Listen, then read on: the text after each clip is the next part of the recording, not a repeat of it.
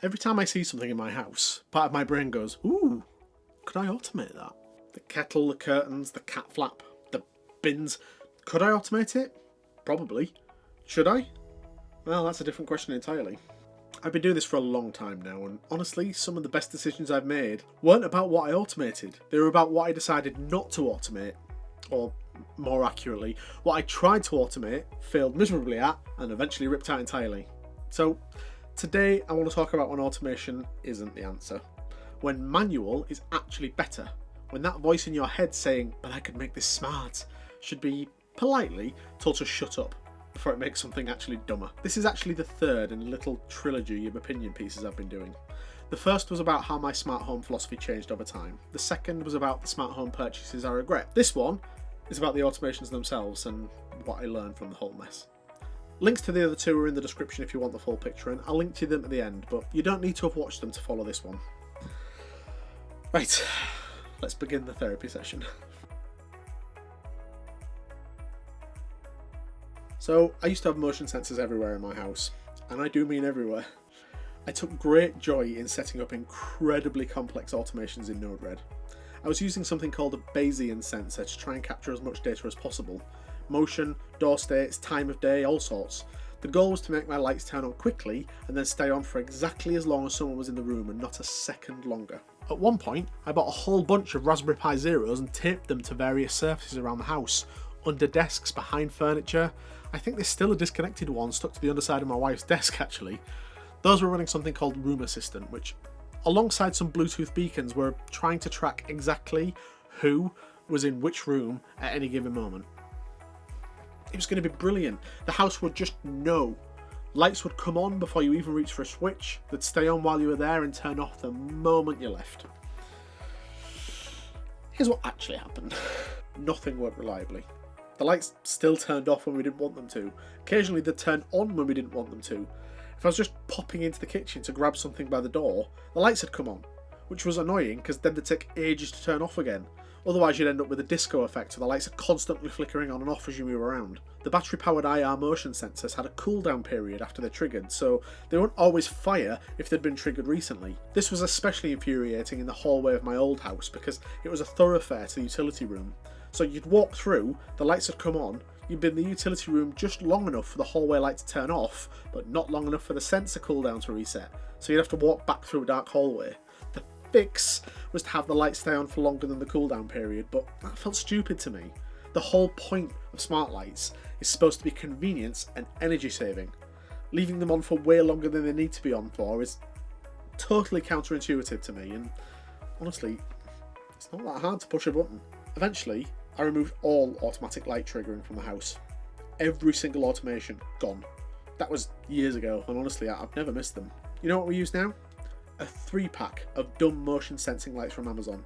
No hub, no automations, no Bayesian sensors, no Raspberry Pis taped to furniture, just a few cheap battery-powered lights at the top and bottom of our landing that turn on when you walk past them and turn off a few seconds later. They work perfectly, every single time. No smart home required. Back in my Echo days, I made the classic rookie error of mentally retiring all my light switches. This is a smart home now, honey. Light switches are for losers. I talked about this in the philosophy video. My internet went down and I couldn't turn my office lights on because the only way I'd set them up to be controlled was through voice. The automation had completely replaced the manual option. I know a lot of smart home purists would scoff at this, but these days I just have buttons everywhere that'd be useful. I'm sensing a theme here. I've got Akara and IKEA buttons on walls, on desks, on bedside tables, multiple buttons for the same light if I want them. If my hands are full, then sure, I'll maybe use voice, but 90% of the time I just push a button. I actually turned Stream Deck into a smart home button panel. I plan on making a video about how I did that soon, so whilst we're on the topic of buttons, give that subscribe on a click so you don't miss out. See what I mean? Buttons just work. I once tried to set up what I thought was a really clever automation. Oh, I was so proud of this one. The idea was that the house would detect when we're home, that there's no motion on the lower floors, and that we're all in bed. If all of those conditions are met, it would cut the power to every smart plug and bulb in the house. Not the fridge or server ones, obviously, but everything else. Maximum power saving. Very clever. I am a genius. Here's the problem. The bed sensor was a first generation WeThings one, and it was 100% cloud controlled, which meant Home Assistant would constantly lose the integration with it. It was temperamental at the best of times. It also couldn't always tell if we were both in bed or just one of us. So on more than one occasion, the house would incorrectly believe that we'd gone to bed for the night and run the shutdown procedure while we were still downstairs watching TV. As you might imagine, that did not go down very well. I was promptly asked to disable that automation and never attempt it again. The shutdown procedure still exists, by the way. Guess what it's controlled by now? Oh, I know this one!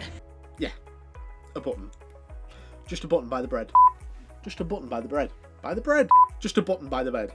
Press it, house shuts down. Don't press it, house stays on. Simple, reliable, wife approved. I often see YouTubers doing movie mode or party mode automations. Press one button and the lights dim, the curtains close, the TV turns on, and maybe some ambient backlighting kicks in. It does look really cool in videos, so I tried to do something like this back in my Philips Hue days. I've never bothered with anything like it since, and here's why. Just because I'm watching TV doesn't mean I want the lights to be dimmed. Sometimes I want to just watch a bit of telly while I eat my dinner. I like seeing the things that I'm eating, it makes it easier to not miss my mouth. Plus, we have two black cats who think that all food is their food, so I'd really rather not have them camouflaged. The problem with automations like movie mode is they assume that a certain trigger always means you want a certain outcome. TV on equals dim lights, motion detection equals lights on, both people home equals time to relax, but life isn't that simple. Context matters, and automations are really bad at understanding context. AI may fix this eventually, but right now our smart homes are not actually smart, so automations like this are very rarely a good idea. These days, before I set up any automation, I ask myself, can I control the circumstances that trigger this perfectly, and do I always want those circumstances to trigger this outcome? If the answer to either question is no, probably won't bother. Most of my automations these days are either informational or based on really rigid circumstances. The informational ones are things like a display that shows when my laptop mic is hot, so my wife knows not to start meowing outside my door when I'm in a meeting. We're strange people. The rigid ones are stuff that's genuinely always valid. My bedroom AC turns on after 8 PM if the room is too warm and somebody's at home. It turns off again at 6 AM so we don't forget it and leave it running all day.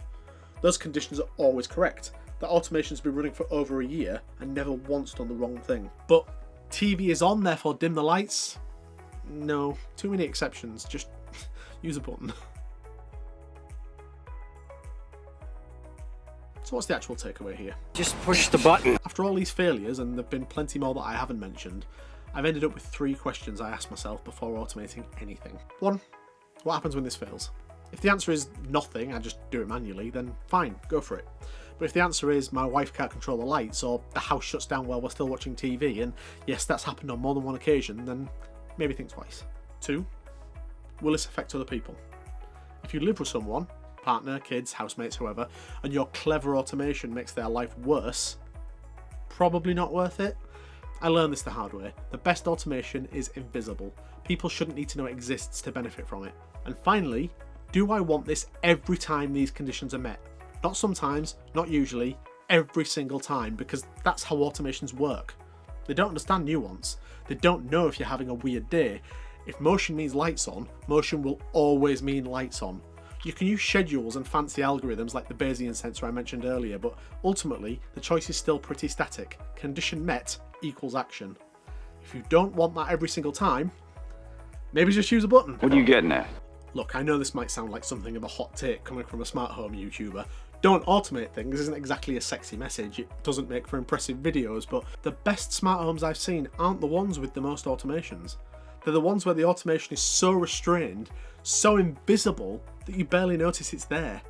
Everything just works, and when it doesn't work, there's always a button you can press. Button, who's got the button? I spent years trying to eliminate buttons from my smart home, thinking that they were the yin to a smart home's yang, but turns out buttons were the answer all along. So if you're just starting out, or you're already deep into this hobby and finding that things keep breaking or annoying you or annoying the people that you live with, maybe try simplifying.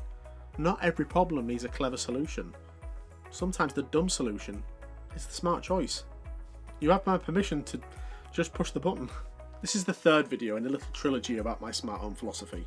If you haven't seen the other 2, one about how my smart home thinking changed over time, and one about the purchases I regret, it might be worth watching them together. Honestly, they kind of build on each other. And if you have automations you've abandoned, or clever ideas that turned out to be terrible, I really want to hear about them. Drop them in the comments or come and find me on the Foxy's Lab Discord. We can commiserate together about our over-engineered disasters. Ta-ra!